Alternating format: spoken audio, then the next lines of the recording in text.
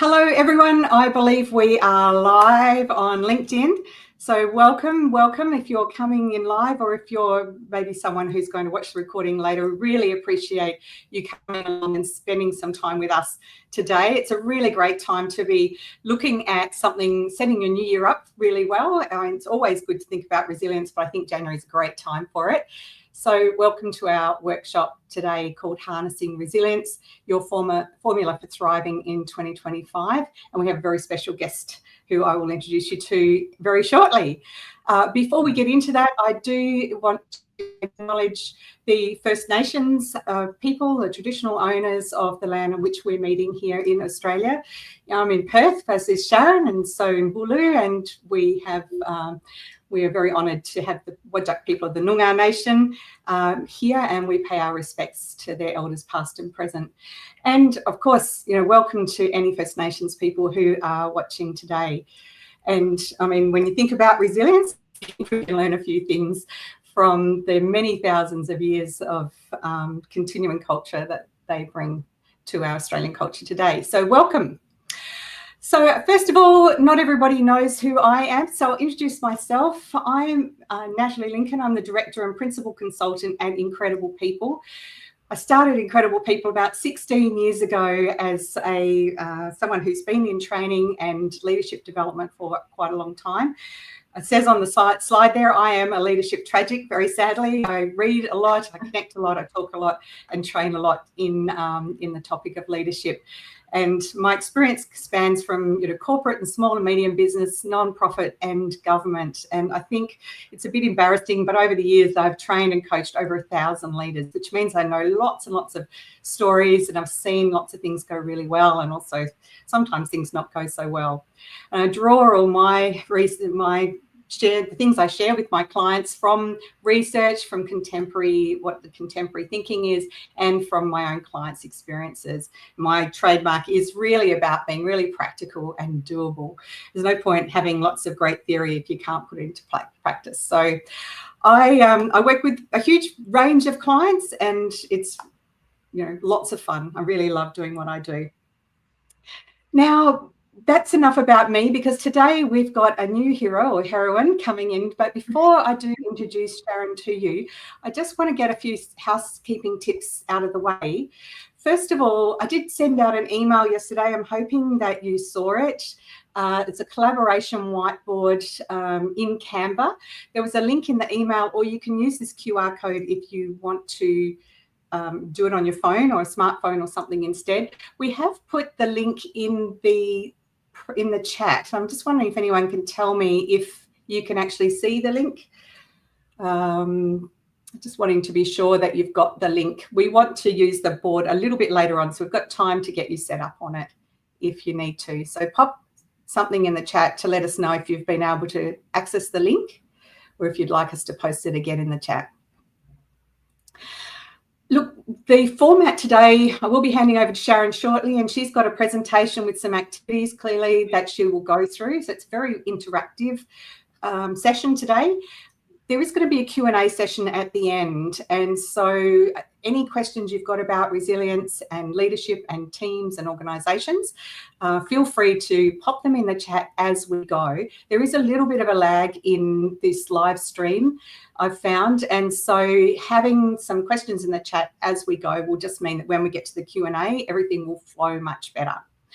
We'll obviously give you the chance to add extra questions later on, but anytime you have something you think you'd like to bounce off Sharon or myself, but particularly Sharon, then please do just pop it in the chat. And there are two very, very special offers at the end, so I'd encourage you to stay with us to make sure that you get access to those. Both Sharon and I have put out some really great some offers for you to kick off the new year. So I'm just looking in the comments at the moment. You've been able to open it from the email link, Janine. Thank you very much. Yes, and I can see people in the board as well. All right. I can't actually seem to post in here, only privately with you, Sharon. So might have to ask everybody to go to their email, see if you can find it. Otherwise, Janine, I'm not sure if you can pop it in the chat. That would be really helpful if you don't mind. Thank you. All right, that's enough about getting everything organised. Let's now get into introducing you to our facilitator for this month's workshop. And that is, of course, we've got the lovely Sharon. Now I'm going to hope I say it right. Go. Yay! All right, so Sharon, it's been working in coaching for the last 15 years. She works with leaders, teams and organisations, so she has some really well-rounded experience to bring on this topic of resilience for you. The clients that she works with consistently say that they have stronger, more aligned teams that work collaboratively to achieve goals. Their leaders feel really equipped with the tools and confidence to drive growth. And very relevant to this topic, I think, they have a marked reduction in burnout and increased workplace engagement. And so I think that's really a great introduction. I think I'll leave it to you, Sharon, to hand over to you, get started and let people know anything more about you that you would like them to know. Amazing. Thank you so much, Nat. I really appreciate it. Let me just get my share screen going so that you can all see that. Thank you again, Nat. I really appreciate it. And this opportunity to come and share this resilience talk with yourself and with your team, as well as those that have joined us from the LinkedIn platform. It's a real pleasure to be here and an absolute honor. So thank you so much. As I was preparing for this session, I sort of asked myself the question, as you always do, what stories and what metaphors can really bring to life the message that I want to share about resilience with you all today? And a little later that day, I was out watering my plants, as you do. I'm not the most avid gardener, as you're soon going to learn. However, I do like to spend time nurturing my plants as often as I possibly can. And this one time I was looking at a particular lily that my daughter, my 8-year-old daughter, had brought home and chosen from the nursery. So it was a particularly special plant. It wasn't allowed to die, or else she would have been devastated and I would have been devastated as well. And a few months back, I looked at the plant and I noticed that it just wasn't doing quite so well. It wasn't growing, first of all. It had gone brown around the edges of the leaves, and it just generally just didn't look very happy. So in the springtime, I got some enthusiasm for some gardening and I repotted a bunch of plants, including this one. And I not only repotted it, I also put it in a better position. So I took it out of the direct sunlight and I put it in a spot where the sprinklers would catch it, so it would actually get some more consistent watering. And it started to grow and it started to thrive. And for me, recalling that time and that moment where I saw the plant come back to life was a real reminder of how resilience helps us. And what resilience and what nature teaches us about resilience is that when the conditions are unfavorable, then the plant or nature will pull back its resources. It will conserve its energy in order to wait for the time for it to be able to thrive and come back to life again. And so when I thought about that, I thought that's such a great message for us. And as we're going to talk through the presentation today, I wonder, how good are you at conserving your resources when the conditions aren't particularly favorable? So we'll get into that in a little bit more detail as we go through. And then the other story that I was thinking about was about how resilience is something that not only helps us deal with hardship. It's not just about, surviving through unfavorable conditions. What resilience actually offers us is the opportunity to experience all the positive outcomes and all the success that we wish for ourselves in our life. Without resilience, it is very difficult to move through the challenges, to move through those opportunities where we need to push ourselves or stretch ourselves outside of our comfort zone. And a recent guest at one of my retreats shared a message of how her resilience at a particular moment in time didn't allow her to embrace a really fantastic opportunity that she had in her career. And I won't spend too long on this story, but essentially she had spent months preparing for a proposal. Maybe some of you can relate to this.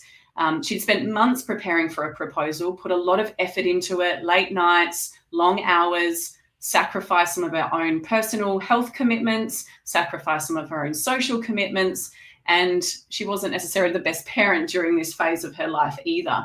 but it was an opportunity that was a real critical or a real significant moment in her career. It represented an opportunity for her to head up a project that would look fantastic on her CV and set her up for future successes. And so she took on board the commitment, and she worked through it. And it got to the night before the proposal, and she noticed that a key piece of data was missing from the slide presentation. Now, in retrospect, she shared with us that this was the first chink in her armor, because it meant for a very late night for her once again, and she started the next day, the day of her presentation, quite exhausted after having to stay up quite late, putting this extra little bit of data into the presentation. Nevertheless, she fought through the exhaustion with a good dose of caffeine, and she set herself up to prepare this presentation to a board of stakeholders. And on the day before she walked into the boardroom, one of her key team members approached her and asked her for a quiet moment. And he unfortunately had to let her know that he had to resign and step away from the project, step away from the team, effective immediately or as soon as possible. And naturally, she was understanding. He had some personal issues that he had to deal with. However, she was also devastated because this person played a critical role in the project should they get the green light to go ahead with delivering the project. So a little bit of panic set in for her. She started to wonder, how are we going to deliver this project without this key person on board? And naturally, this put a little bit of doubt in her own mind. And she did her very best to put her own mind at ease and to deliver her presentation with confidence. However, she said after dealing with the exhaustion and everything that had been going on the past few months of just working really hard to get this all together, she noticed that during her presentation, she just wasn't able to put her best foot forward. She was stumbling over her words. She wasn't able to speak confidently. She wasn't making eye contact with the stakeholders, and she knew that it wasn't her best. But the real break came when a question came from one of the stakeholders that put some doubt into the rest of the group, and she wasn't able to satisfactorily answer his question and deal with his question. She found herself blaming things. She found herself being a bit dismissive, and ultimately it meant that the project had some more work that needed to be done, or the proposal had some more work that it needed to be done before the project could be launched. This was actually her trigger for coming and joining me on retreat, to be honest, because she realized that her resilience and her ability to manage stressful experiences and still perform at her best was limited because her resilience wasn't where she wanted it to be. And I have to say that even firsthand for myself, I've learned that resilience is something that is not just a given. It's something that we need to constantly nurture. I consider myself a fairly resilient person. I've done Ironman events. I've survived through having twins. I've started up a number of businesses time and time again due to changing geographical locations. So I've started a few businesses, and each time they've tested me, but never have I been tested quite as much as a time in the past where I worked with a startup organization. Now, as with startup organization, there's lots of chaos. There's lots of last minute decisions. There's lots of, let's just get things done. Let's do what we need to, wearing lots of different hats. And I'm very comfortable with that. That is not an issue for me. However, I was challenged at first when I was asked to step into a role that I hadn't had very much experience in, and I knew was a really critical role for the organization. I was asked to step into a sales role, and I hadn't had a lot of experience in sales. However, with my can-do attitude, I decided to put my hand up for it and say yes. And I'd been loosely working alongside the person who was previously in that sales role, and he too needed to leave fairly short notice. So I worked hard. I learnt quickly. I took on board everything that I needed to adapt and skill up in. And thankfully, within 2 months, I was producing better results than my predecessor had in the previous 8 months that he had been there. So for me, that was a good result. However, the organization needed some significant cash flow injection at this point in its growth. And despite the fact that I was doing better than the predecessor, it still wasn't quite enough. And unfortunately, the CEO of the organization was feeling that stress. And it meant that the feedback that was given to me was constantly a criticism, it was a noticing what I wasn't doing rather than what I was doing. There was a lack of support. There was a lack of encouragement. And this, unfortunately, just carried on. And it carried on for months and months and months on end, where there was constant pressure, constant criticism. And unfortunately, it caused me to feel a little bit disillusioned with the role and with the organisation that I was with. I initially joined the organisation because I was really excited about the prospect of the mission and the purpose behind the organisation. And that soon left me once I started to get this lack of support. So I became less engaged. My creative thinking and solution-orientated thinking started to decline. I just didn't feel like putting as much effort in, unfortunately, and I hate to say it. And eventually it had a knock-on effect to my health and well-being. I'm a pretty healthy person. Unfortunately, in this circumstance, I found myself landing in hospital for 3 days on IV antibiotics and taking weeks and weeks to have to recover my energy levels and my well-being from that experience. So that taught me firsthand that resilience is something that we need to constantly nurture. It's not just something that's a given and we can set and forget it. It's actually something that we need to constantly work on. I've taken lots of lessons from that experience, thankfully, and this is what I hope to share with you today, is a formula for thriving in 2025. How can you constantly top up and build your resilience so that you can continue to perform at your best? Now, it doesn't mean that we have to always be at our 100%. Please don't take that that's the message from today. It's okay that we have some highs and that we have some lows. But what we do want to give you is the opportunity to perform at your best as often as possible. So I am kind of curious. Now I have a question for you, and if you can please put it into the chat box for me. I'd love to know what is it that, what's your purpose for being here today? Are you here to gain more information, solutions around your own personal resilience? Would you like to know how to have that within yourself more so? Or are you maybe here for perhaps the team that you lead? So I know that we've got a number of leaders in the room today. Are you here to support them better? Or maybe you're here for a bit of both. So if you just want to throw that into the comments box. Now, as Nat mentioned, there is a little bit of a delay. So I will keep talking as hopefully you can type that into the box for me. That would be wonderful. And while you're typing in, I will just reflect on the quote that I have here from Jada DeWalt on the screen, which is, when we learn how to become resilient, we learn how to embrace the beautifully broad spectrum of the human experience. I thought this was a great sentiment around resilience, going back to my second story around my retreat guest. It's an opportunity for us to experience all elements of life, not just the highs, also sometimes the lows. And this is what makes the beautiful experience of the journey of life for us. So I really love this one. All right, Katrina, thank you. So you're here to gain personal tools and information on building resilience. So it's for yourself. I love that. Thank you for sharing. Has anyone else got a thought? Great, someone else. I'm not sure what your name is. I apologize. It's just got you down as LinkedIn user, my apologies. Looking for insights and inspiration to be able to help others. Fantastic. So a bit of both. There's some work that you want to do for yourself and also some tools that you want to gain for others. Wonderful. All right, let's keep moving. So resilience is a protector of our well-being. So why is resilience so important for us to consider?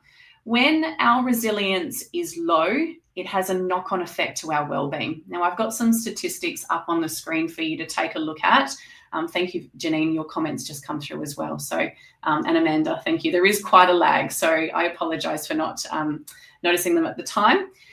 I'll come back to them now, though. So to gain insights and practical tools to keep resilience front of mind for myself and how to build support for my team. Any tips to influence other teams within the business? Fantastic. Self and others. Yep, my story is just like yours. Thank you, Amanda. And to gain tools and tolerance. Love it. Thank you for sharing all of your insights. I'm actually quite used to seeing all the cameras on the screen. So it's quite unusual for me to not actually see your faces. So I'm just going to trust that you're all smiling back at me and enjoying the presentation. All right. So as I was saying, resilience is when our resilience is low, it has a knock-on effect to our well-being. And as I was saying, I have some stats up on the screen that talk about where our levels of resilience are at as an Australian society, and also where our levels of workplace well-being are at from some recent studies.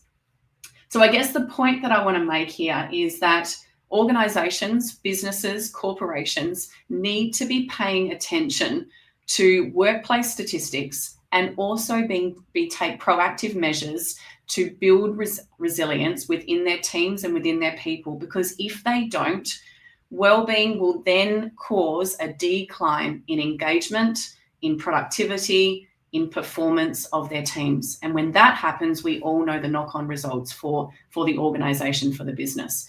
Ultimately, the business doesn't do so well. So people are a business's most essential and necessary resource. So you can see here from a 2021 report that 90.8% of Australians are below the 85% or more protective range of resilience, which puts them at nearly 4 times greater risk of depression and anxiety. We know that depression and anxiety are having a uptick at the moment around wellbeing, and that these are some of the reasons that people are needing to take some extended time off of work. And also from the 2023 Workforce Trends Report, it revealed that between 2022 and 2023, there was a 4% decline in the workplace wellbeing statistic that was reported from employees. So currently we believe that the workplace wellbeing level is sitting at 48%, which I don't know how you feel about it, but I think that 48% wellbeing score is pretty alarming, and that we need to really be doing a lot to nurture the well-being of our teams in order to ensure that they can perform at their best. So there is some reasons why resilience is so important. What is resilience? So resilience is the ability to maintain clarity, emotional control, and effective action under pressure. For me, now there's a reason that I've got a picture of a car there. For me, resilience is our vehicle to high performance. So when we have resilience, we can be a great leader, or we have the opportunity to be the best quality leader that we can. So we generally have more patience. We are better communicators. We have better clarity of thought. We can make decisions more effectively. So with resilience, we have this all available to us. Without resilience, we're simply on a pretty fast track journey to having to get on the phone and call the RAC to pick us up from the side of the road. So when we have resilience, we're a much more authentic, present, and mindful leader. When we don't have resilience, we move into a space of being more reactive. So when you think about, again, resilience, when resilience is declining, our health and well-being also declines. When we are being reactive, we are in a space of stress. So our stress state causes us to act and react in these reactive measures. When we're reactive, again, we don't have very good means of managing people, where our communication suffers, and we are not the very best leaders that we possibly can be. So without resilience, this is where we can start to see these toxic work cultures coming through. There is a lot of discussion happening at the moment about toxic work cultures, about micromanagement, about blame and shame coming through in the workplace. And I believe that this is a result not necessarily of leaders that don't want to be better leaders, but simply for some of them, they don't have the resources and the capacity within them to lead in the way that they would like to. They are a victim to the stress, the pressure, the demands of the workplace. So if we resolve resilience, or if we nurture resilience, and if we start to bolster well-being within our teams and within our leaders, we should see an uptick in the quality of leadership that's being presented in the workplace, and ideally and hopefully a decline in these toxic work cultures that are starting to get some more notice, because people are speaking up about them a lot more. All right. I'd love to, at any point that you've got comments around anything that I'm saying, please feel free to throw them into the comment box. I will check it periodically, and yes, there is a bit of a lag, but I'd love to hear your thoughts on anything that I'm saying. I really do like quite a collaborative, interactive presentation, so please feel free to throw anything into the chat. So I do have a little bit of a thought exercise for you. Now, I'm not really sure the results that we're going to get from this, because the quality of your break over the Christmas and New Year period will determine how this feeds back to you. But I'd love for you to take just a pen and paper for yourself at the moment, or even just a bit of a mental, you can do a bit of a mental sort of run through if you like, and have a look at the two lists on your screen, the before holidays and the after holidays list. And down the list, I've got a series of 12 different states, if you like, from energy down through to decision-making ability. And I'd like for you to do just a little stock take, if you like, of before your holidays over the Christmas period, what were your energy levels like? What was your patience like? What was your tolerance like? And grade yourself from 1 to 5, with 1 being terrible and 5 being outstanding. What was your state like for each one of those aspects? And then equally do the same for after holidays. Now, if your holidays were particularly nourishing and restorative, then you should see a marked improvement. If you didn't have the kind of holidays where you felt like you had some time to recover, then you may not, and that's okay. That's what I mean. I don't know what the results will necessarily be from this little stock take. However, it'd just be interesting once you've had a chance to go through those, if you can just put in the comments, what have you noticed for yourself just from doing that little stock take and having a bit of a break? How has that impacted on your energy levels, your patience, your communication, your levels of excitement, your listening capability, your ability to focus, have clarity? Just go through and run through those. I'll give you a moment to do that and to put any comments in.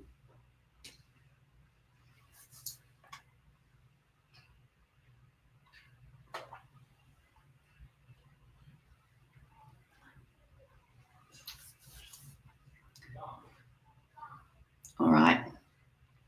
I'm going to shift the slide. Hopefully you've had a chance to kind of go through at least most of those. And as I start to talk through the next point, we'll come back to these results once you've had a chance to put the comments in the comments box. But for now, let me shift to the next slide. Now, when we look up the official meaning of resilience, or to be resilient, there are a couple of definitions that I thought were useful just covering off. The first one being being able to withstand or recover quickly from difficult conditions. And the second one, it coming from, thanks, Robin. You feel like you had a good break, but you're still feeling exhausted. I hope that I give you some really great tools today to help solve that for you. And then the second meaning is from resilient comes from a Latin word meaning to leap back. And it's also from the English verb, which is resile, which means to abandon a position or a course of action. So the theme here, particularly from the second definition, is this removing yourself, taking a different course of action, yes, recovering and moving on, and the ability to change paths or to choose a different course of action. Now, I like to reference this particularly in relationship to our mental well-being and our mental resilience. So who here has ever lost their keys, and no matter how hard you tried to find them at that particular moment of time, you might have turned the whole house upside down, sent yourself crazy trying to find your keys. No matter how hard you tried, no matter how many places you looked, you just simply couldn't find your keys. And it sent you bonkers for a little while, until the moment when you just went, you know what, I'm going to stop looking. I'm going to go do something else. I'm going to let it go. And sure enough, within a space of time, you start the new activity and then it comes to you. Oh, that's where I left my keys. Or you walk out to the kitchen and suddenly they're just sitting there on the kitchen bench underneath another piece of paper or somewhere in slight disguise. I wonder if any of you have ever had that experience. And I think the key to that, and the message that I want to get across to you, is that sometimes our resilience is impeded, or our resilience is affected when we try too hard to solve a problem, or when we're unable to let something go and try a different course of action, or try a different approach, go to plan B, or be adaptable and flexible with our way of doing something.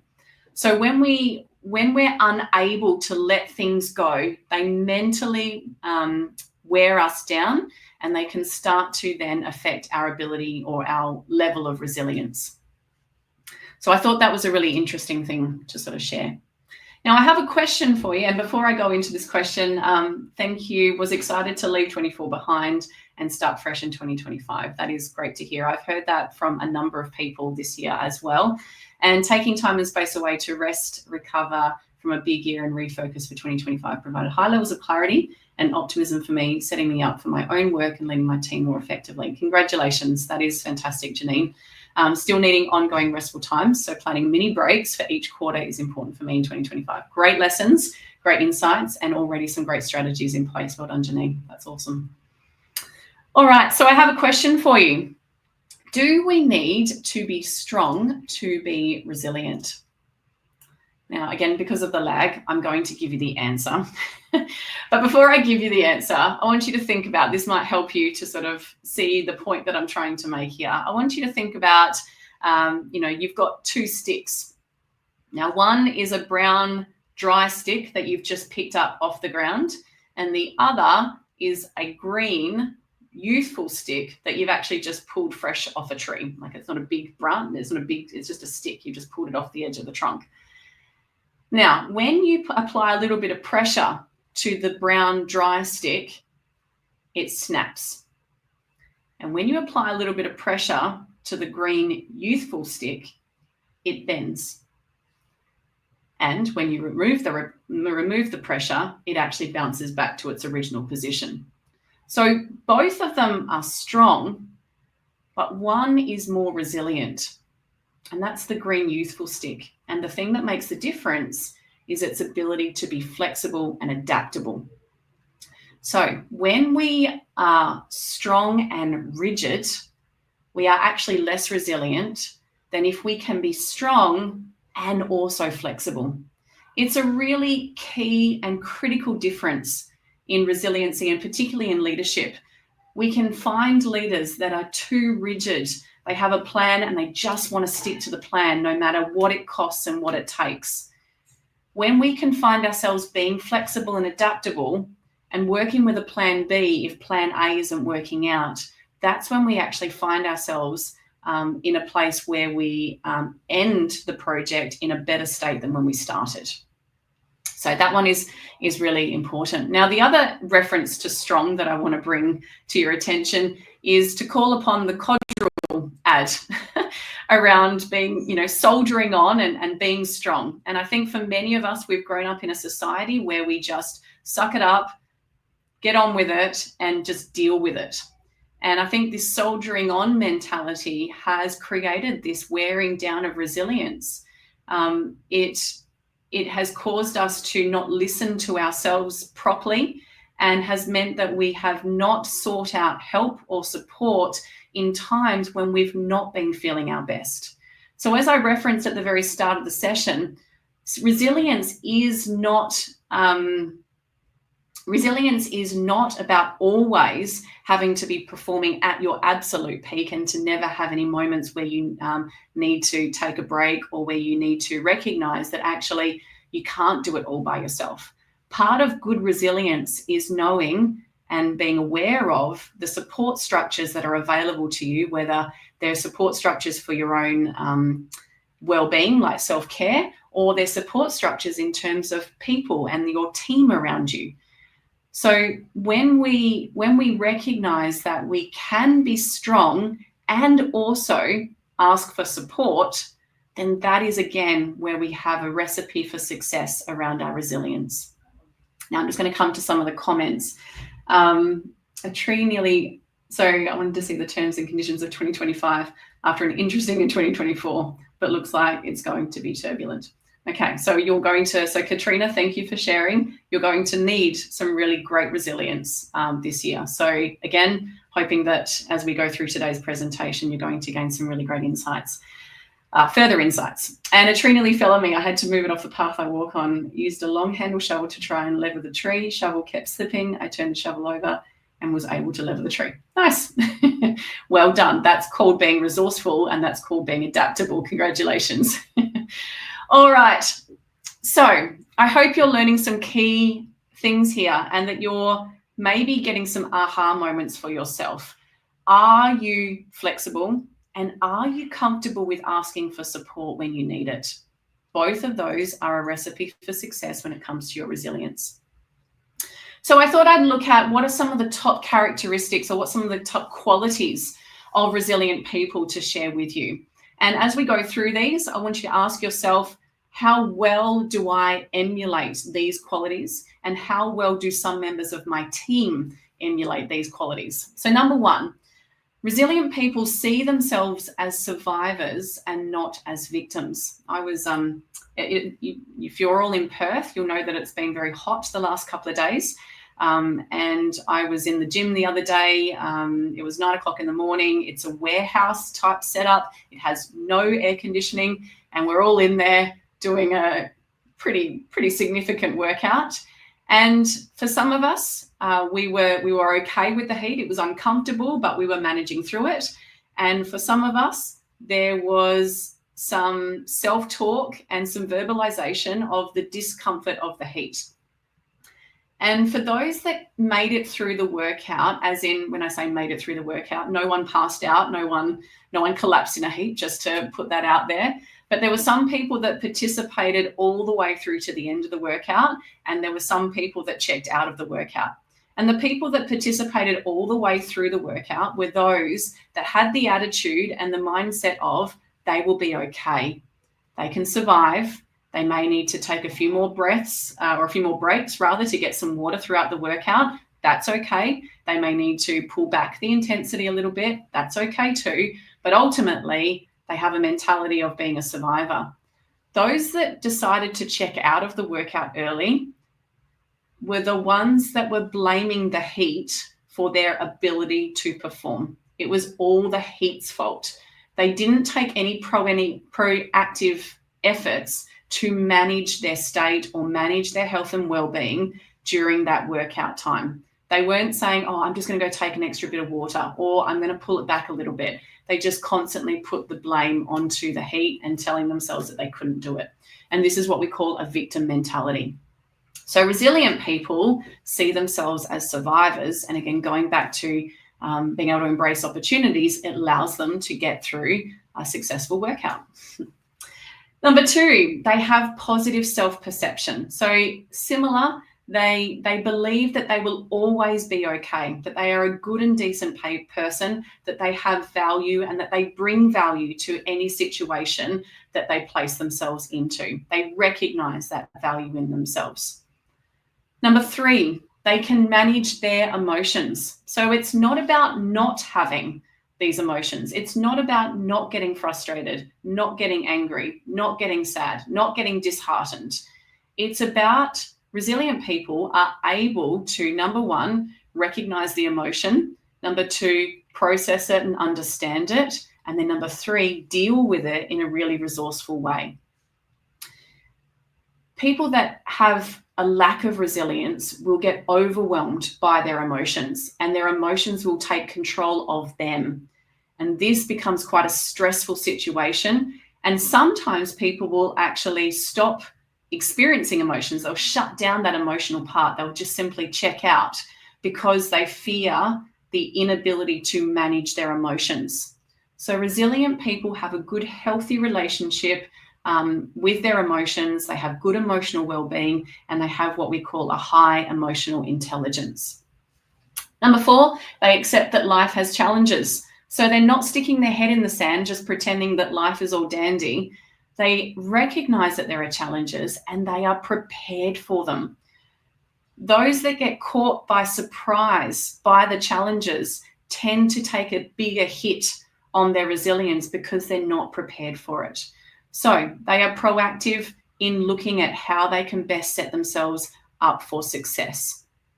And number 5, they believe that they control their outcomes. So they believe that they have the power to change their reaction, their scenario, and that they can take that action. So there's some interesting characteristics of resilient people. What I'd really love to do now is go to the Canva board. So I'm hoping that I can get some of your interaction now. So this is where I'd like you to go to the link that we put into the private chat at the very start, or that was shared with you in the email. Now I can see that a number of you are already in the Canva whiteboard. So thank you so much for jumping in there already. Now I've got 2 questions for you. And we're going to start with the first one that's on the left of the board. First of all, what does resilience look like in action for leaders or professionals? So if it's hard for you to imagine what resilience looks like in others, the question to ask yourself is, how do you behave when you're exhibiting resilience? So what I'd love for you to do is go to the Elements toolbar on the left-hand side, click on that, and then you'll see some sticky notes. Choose a color. It doesn't matter which color.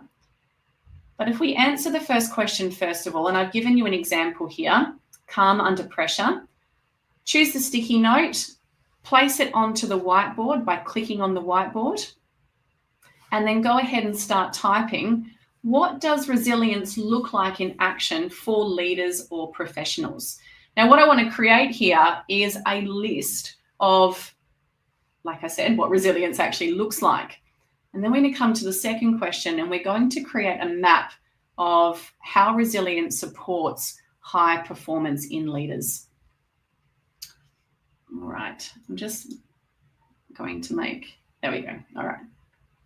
I'm going to bring this one down and make that a bit smaller for you. There we go.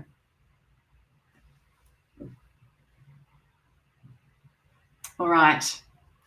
So what does resilience look like in action for leaders? Let's see, what have we got so far?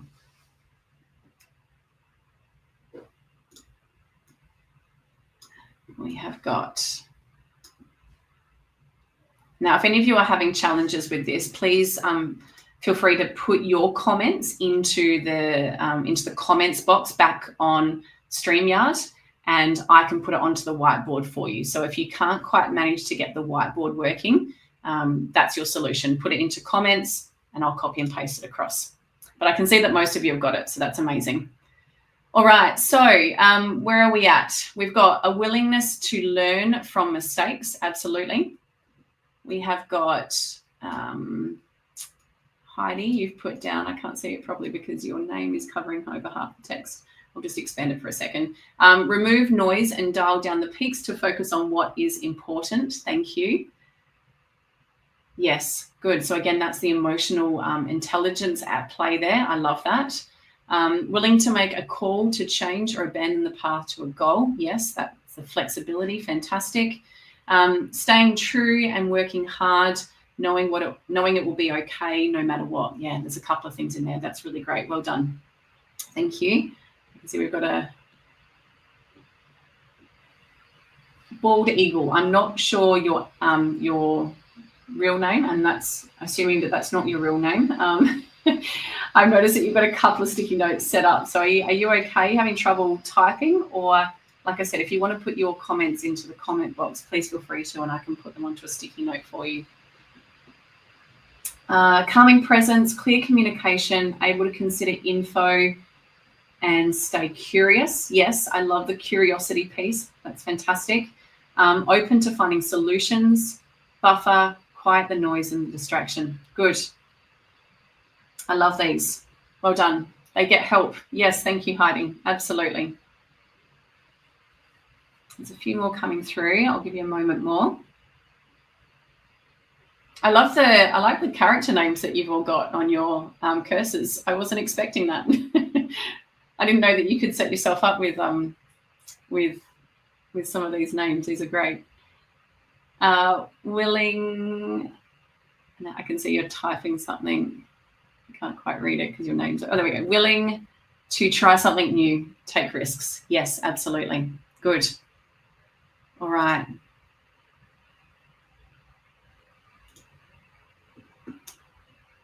So we've got some adaptability in there. We've got emotional regulation in there. That's really good. We've got optimism. So around staying open to find solutions. We've got persistence. So willing to remain centered at the core. Fantastic. Good. So let's maybe add some persistence in there as well. I'm just going to add that one in myself just to highlight that one a little bit more. Is persistent. Okay, great. Problem solving, yes, they're solutions orientated. Yes, so solutions focused. Thank you, Nat. They have empathy. So we got that one in there. So resilience looks like having empathy. It means that we can appreciate others' challenges because, number one, we've got the resources within ourselves to know that we're taken care of and that we can provide support to other people. And number two, we understand that mistakes happen and that it's not always smooth sailing. So let's add empathy in there. Oops.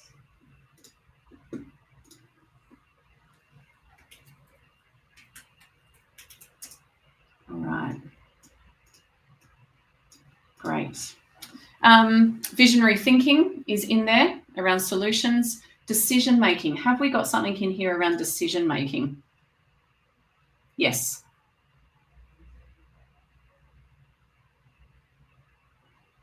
Good. Yeah, so willing to make a call to change and abandon the path. Yep, great. Learning from failure. Yes, we've got that. Effective communication. So does resilience look like effective communication?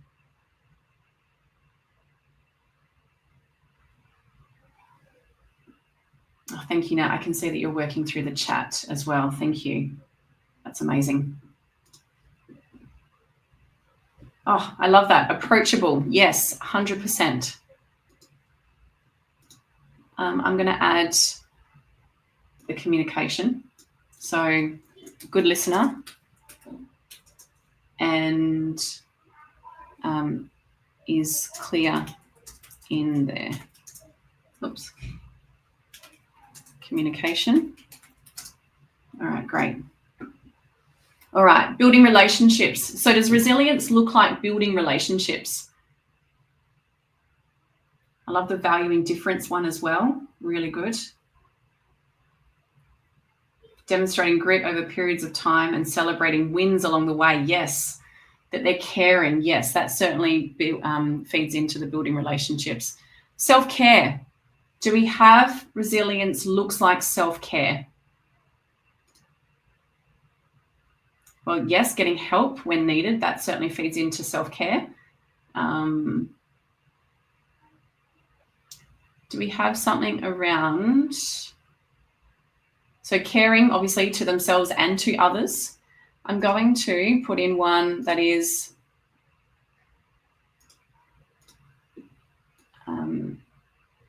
resilience is proactive in taking care of self. All right, great. Resourcefulness, so that's the solution orientated. Accountability. Have we got something around accountability? Resilience helps us be accountable because, again, we recognize that it's okay to make mistakes and therefore we're more prepared to put our hand up when something doesn't quite work out, doesn't quite go to plan. We're able to say, yeah, that was my decision.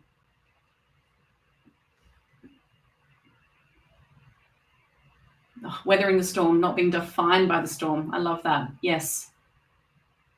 These are all great. Well done, team. Again, I'm just going to put in accountability just as a quick reminder. And obviously you'll be able to, I can grab a screenshot of this whiteboard and you can have it as a reference afterwards.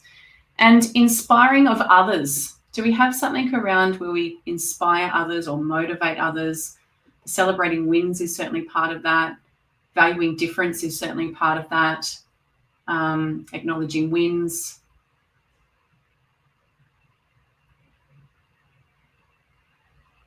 Yeah, good. All right. So, what a fantastic list. Being kind to yourself and others. Yeah, good. What a fantastic list. Congratulations. Well done, team. Now, what I would like us to do is to change our focus ever so slightly away from what does resilience look like in action to what are the qualities that make someone a high-performing leader or professional. So in other words, what qualities do you demonstrate as a high-performing leader or professional? When you see yourself performing well, what are you doing or what qualities are you exhibiting? So same process, go ahead and grab a sticky note. I might just expand out this box so that we've got a bit more space and try and keep it in the box so we know which one it relates to. So I'll give you a few moments to do that. What makes a high quality leader or professional? What qualities? I gave an example of an attentive listener.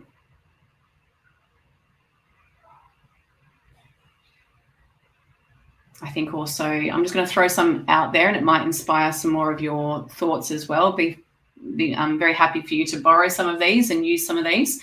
They're visionary, so they can articulate a compelling vision and they set strategic goals for themselves and for others. I believe that a high-performing leader acts with integrity, and I see that there's authenticity there. Who's playing with my box? I'll move it back for you. There you go. So I see that there's authenticity there. Integrity goes hand in hand with that, I believe. So I love that. Thank you. That's a great one, Heidi.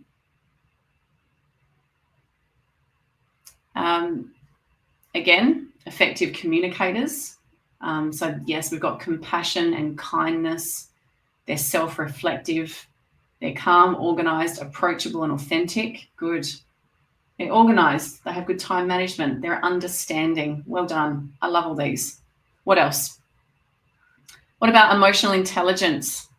What are they like with emotional intelligence? Like, what's the quality? Well, I guess the quality is emotional intelligence. How would you recognize that? Nice. They practice what they preach. Yes. I think essential. Even-handed and balanced. Good. So that comes into that emotional intelligence. Well done. What about decisiveness or the ability to make decisions? Yeah. Okay. Good, Heidi. You must have been reading my mind. Good understanding of trade-offs in decision-making. Fantastic. How about in terms of empowering others? So yes, they support others. Do they encourage others to take a chance? Do they support other people's journey of growth? I think we've got adaptability already.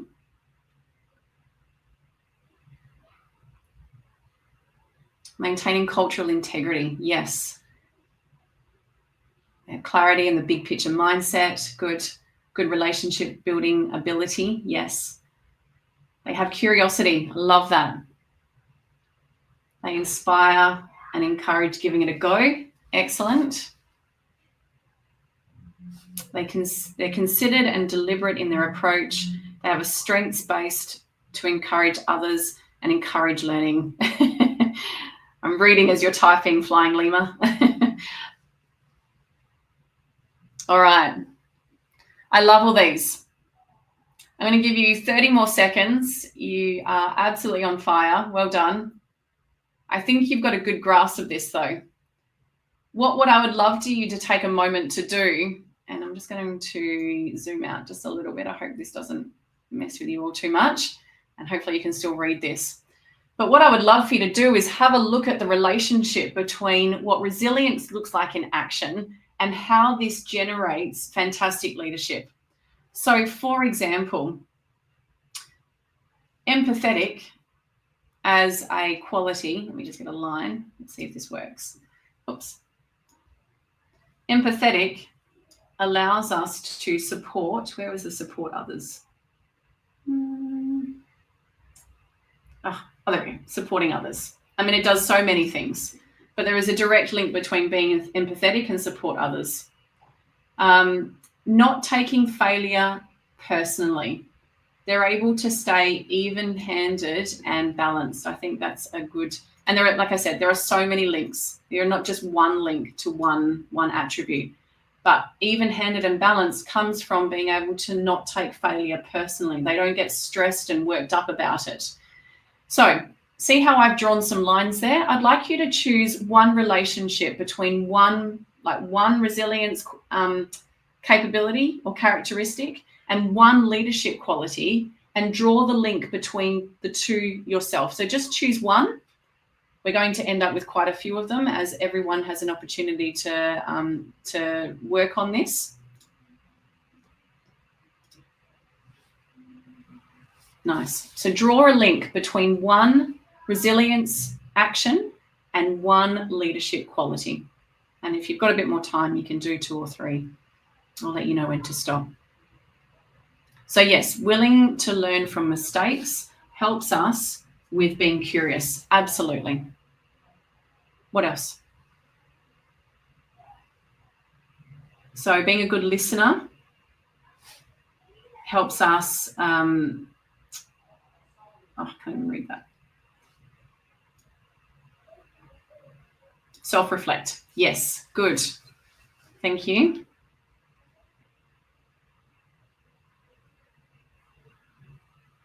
What else have we got? Valuing difference allows us to be considered and deliberate in our approach. Strengths-based to encourage others. Yes.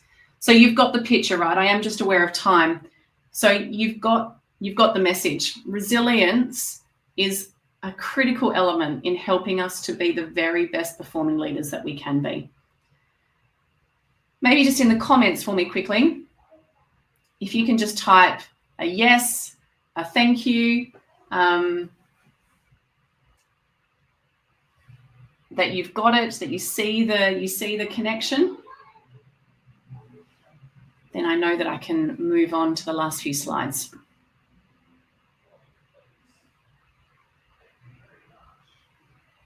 Thanks so much, Nat, for capturing some of those from the comments and bringing them into the whiteboard. I really appreciate it.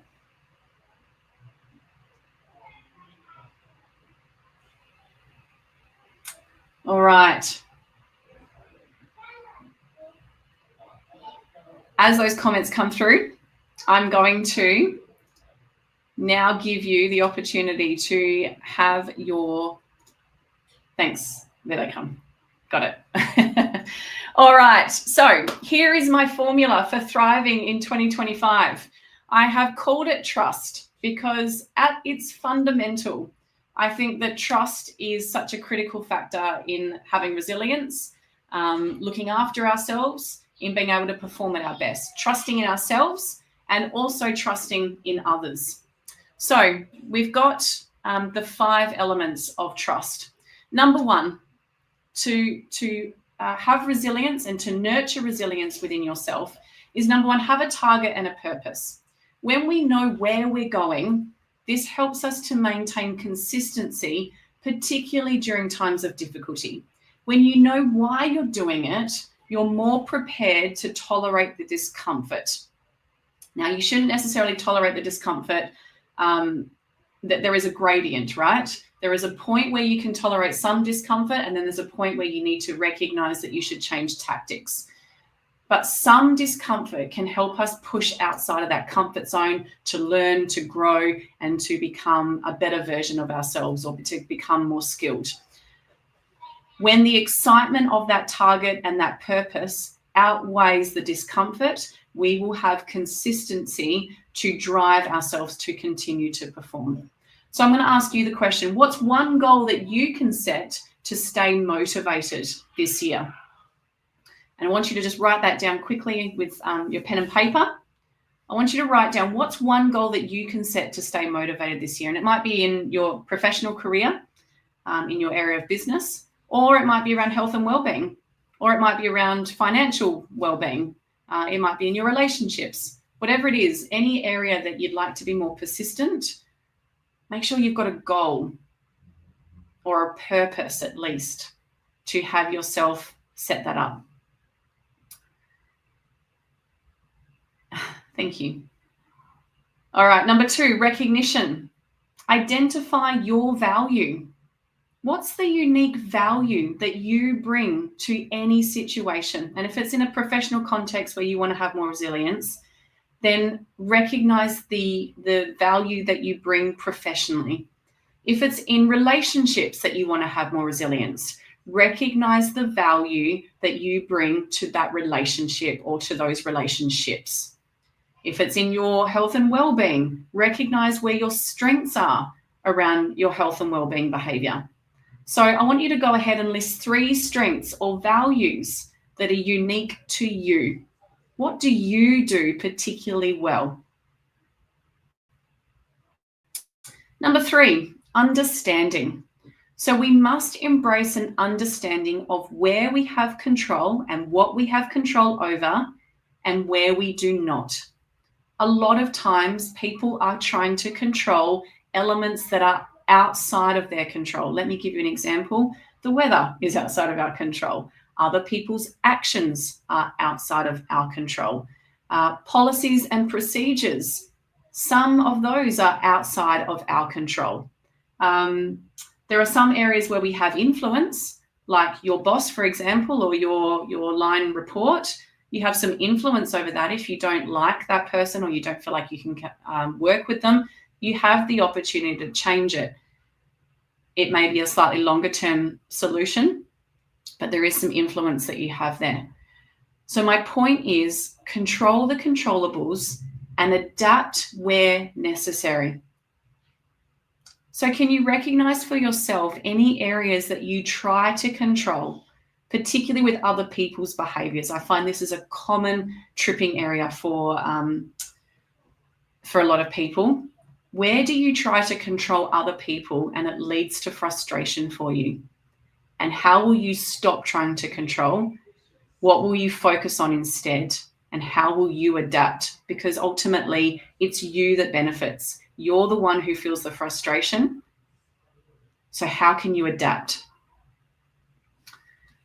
Boundaries and, self-care, number 4. So taking care of your well-being. Now, this is physical well-being, so it might be exercise, it might be nutrition, it might be hydration. It is also our mental and emotional well-being as well. So practicing gratitude, practicing empathy, practicing mindfulness, being present in the moment.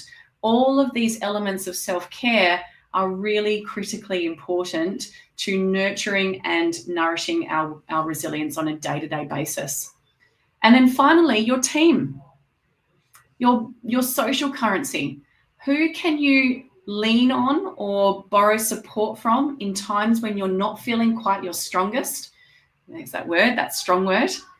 Also, who is your team of champions? Who can champion your success when you do have wins? That is critically important as well.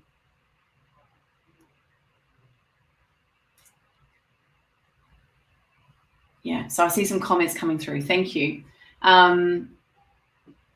So passion, remember what I bring. Yes, good. That comes back to the recognition. Thank you. Educate by me, relationship building, community development principles.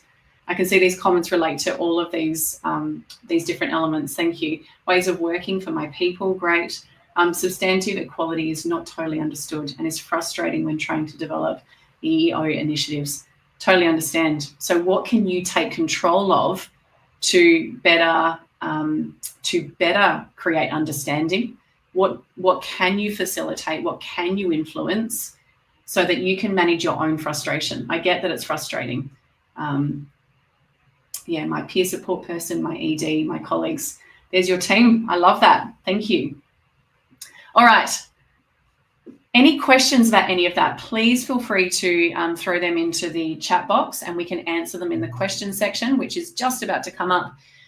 I've got a couple of questions for you and you might want to take these away with you. So which of the 5 resilience elements or the elements of trust do you currently feel strongest in and why? Which area needs the most attention for you in 2025? Share one action step that you can take to strengthen your resilience, and who will keep you accountable?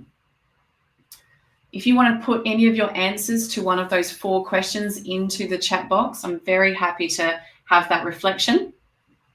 So I'll go over them again. Which of the 5 resilient elements do you currently feel strongest in? Which of the 5 elements of trust do you feel like you do really well at the moment?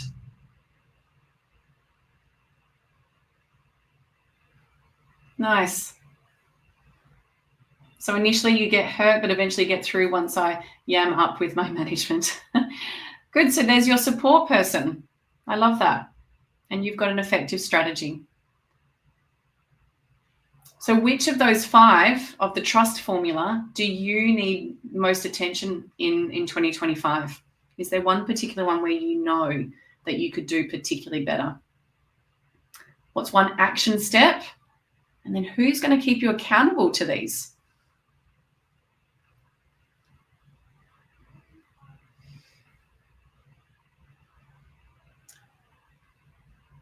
All right. Finally, last takeaways. Resilience is I just want you to remember that resilience is your competitive advantage. We can't control the storm, but we can control how you sail. You can control how you sail through it. So remember, resilience fuels your ability to lead, decide, and thrive under pressure. You have the power to strengthen it with the 5 key elements of trust, and small, consistent actions build long-term resilience. Katrina, your self-care is the one that you want to work on, I'm assuming, and you're going to use my habit app. I love that. Someone else said patience and tolerance is something that you're either doing well at the moment or something that you'd like to work on. So that brings us to the end of my presentation. The last few bits were a little bit reflective. I'm very happy to answer any further questions about those last few slides, and I can bring them back up again once we hit the Q&A section. But I would like to thank you so much for having me, for your interaction, for your participation with it all. I am a big fan of interactive sessions, so thank you for that. And if you'd like to know anything more about the Thrive program, please ask away. We offer profiling, one-to-one coaching, team coaching. We do workshops and we run leadership retreats as well. So thank you so much. This has been a pleasure and it's been great to have your participation. I'm going to pass it back over to Nat for a moment. And like I said, whatever questions that you've got, please feel free to ask in this last sort of 25 minutes or so.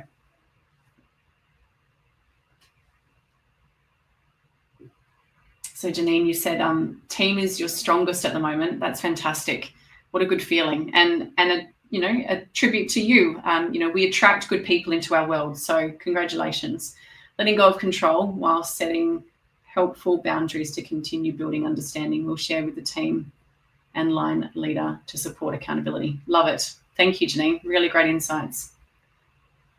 Yeah, nice. Thank you. You're very welcome. So Sharon, just while we wait for any other questions to come into the chat, and of course you're welcome to reach out to Sharon later on LinkedIn. You're all on LinkedIn, so please feel free. But one of the questions that I have is the trust elements of building your resilience. How can a leader use that to support their teams? Is there anything that you would recommend? Yeah, so great question, Nat. I think, first of all, education is everything, right? So we share the trust formula with your team. And then I think having regular group meetings, figure out, factor it into your meeting cadence wherever possible, but being able to visit certain elements of each of the trust criteria. Maybe you do one a week or, one every fortnight, and you address each one of them and actually create an open discussion about them. Ask people, where are their targets and where are their goals? Where is their purpose aligned? Ask them how they're doing with their self-care. ask them about their team. Do they feel like they've got a supportive team? And if not, let's find them a more supportive team. And if the team around them in that room is not as supportive, then why not? And sometimes these create some more sort of sensitive conversations, and they need to be handled with care. But I think we need to start talking about these things, and we need to factor it into a meeting cadence, into a ways of working that creates normality around it. So it doesn't just happen to be a thing that we learn and then we push it aside. It becomes another strategy that we learned that was nice to know, but we don't actually implement it. By regularly factoring it into meeting cadences that already exist and creating some open discussion around it, I think is a really great solution to bring it into the workplace environment. Yeah, I mean, having open conversations about how you're reacting to things might feel a bit scary at first, but once it becomes more normal, I guess it would really help the team to be resilient and to be willing to open up when they're feeling, maybe their resilience is dropping or they're feeling a bit low, something's happened. Yeah, 100%, yeah. Fantastic. And look, I because I knew that we had this workshop coming up over the holidays, I think I shared with you, I read this book. I don't know if we can see it, yes, blurred in the background, but The Resilience Project by Hugh Van Cuylenburg. And the very three things that you listed in self-care element of the trust formula were gratitude, empathy, and mindfulness. And that's exactly what that book's about. And I found it really interesting, just fascinating, good reminder. It is always, I think everyone got to the end of the year. A lot of people got to the end of the year and felt a bit exhausted. And we do start a new year usually with some goals to do it differently, don't we? And it's about having that persistence and remembering what those elements are to keep that high. And so really love the 5-step formula. Thank you so much for sharing that. Yeah, you're welcome. Haven't noticed any questions coming into the chat. So I might move on to wanted to talk a little bit about, Sharon's talked a bit about what she does. I wanted to talk a little bit about what we do at Incredible People as well, and then we'll get to the offers in just a few minutes, so hang in there. So with Incredible People, a lot of the leadership development that we do is about building resilient leaders through giving them the foundational tools to set themselves and their team up confidently, so that there's like an operating rhythm that people just understand. And it really is a formula, a bit like the trust formula. I believe there's 9 steps of things that managers, when they've done well, they've set up that environment for themselves to succeed, for themselves to be more impactful, and for their team to feel like safe and they know what's happening. And they really are built around those 3 key components of being able to deliver, being able to grow your team, and being able to optimize systems and processes and your team for the future. And that optimize section particularly is about building team's resilience, just through having plans and understanding that if something happens in the future, that you've got a plan for it, or at least your team feels some level of confidence that they can adapt and pivot, whether you're there or not as their leader. So I guess resilience from a leadership perspective or from a team perspective is really built into our framework in what we teach and what we support people with coaching and self-awareness. So I wanted to just put that out there because that's very much our way of approaching leadership development when we're working with teams, with leaders, and with teams of leaders in organisations or in small businesses, wherever you are. The same principles apply. And what we found by being able to use those 3 elements is really that teams walk away and they've got really clear direction.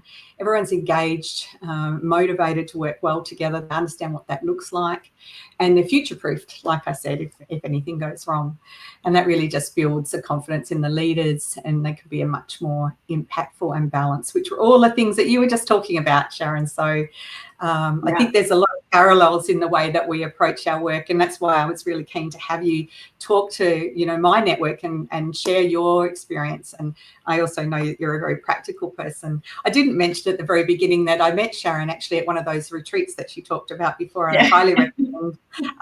It's a really great opportunity to get away, nurture yourself a bit and do some self-reflection and growth, and often getting away is a really great time to separate yourself and give yourself the space to do it. So a little plug there for your retreat. Yeah. Thank you. I know they're always booked up.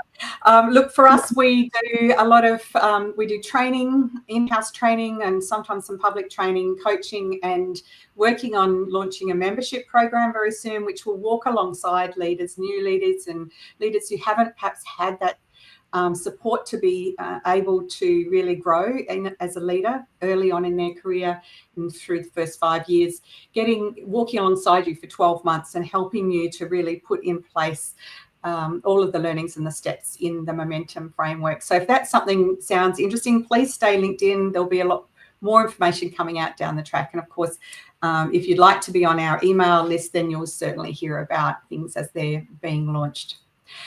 My New Year's offer, incredible New Year offer, is 30% off the cost of any training, whether it's leadership training or soft skills training or team training in-house in your organisation, or a leadership coaching package, or when we launch at the membership program. If you connect with me and start a conversation after this workshop, or if you know someone in your network who you think would really benefit from some of those action steps or some support and coaching, I'd really appreciate the referral.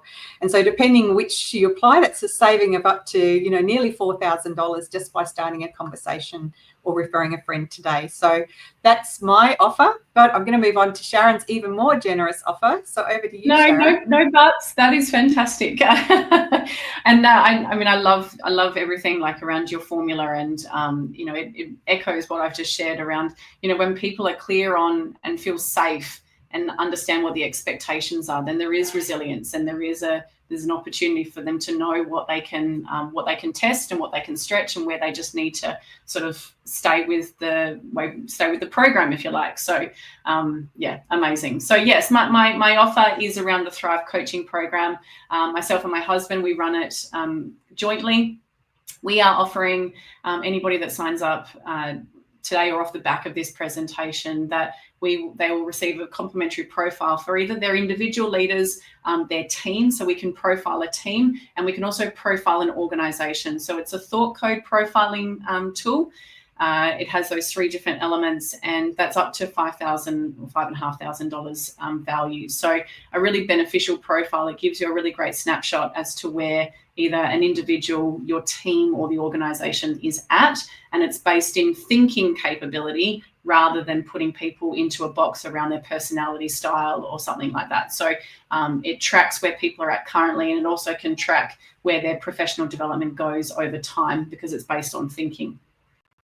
Or if you're not so interested in the profiling, we wanted to offer a complimentary team workshop on a topic of your choice. So something like resilience, or something like performance, or something like adaptable growth mindset, whatever the topic is. We can consult with you to figure out what the best topic is for your team, and that's up to $3,200 worth of value there as well. So one of those offers we're very happy to offer to people from today's. We're just really thankful that we could be here presenting to the group. So thank you. That's amazing. Well, I'm sure you're going to get some calls about that. About anybody who's just heard this would want to hear something or get this in their team, I guess, some of those trust values and trust steps in their team. It's a really great conversation starter, as we were saying. So please take a note of these. We will circulate the recording for you later on if you want, for a period of time. So feel free to go over the lessons that Sharon has taken you through.